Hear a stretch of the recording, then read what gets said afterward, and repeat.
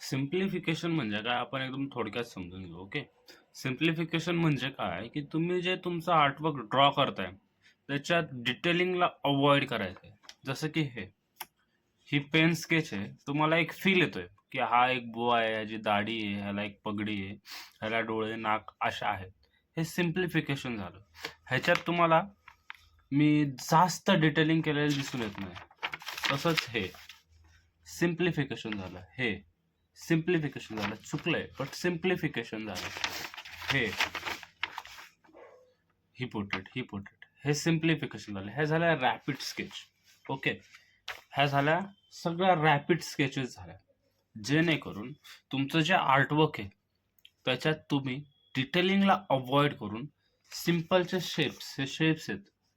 हा एक त्रिकोण आहे, हा सिंपल शेप आहे, हा नोज आहे, हा सिंपल शेप आहे, हा एकदम सिंपलचे शेप तुम्हाला शोधता आले पाहिजे.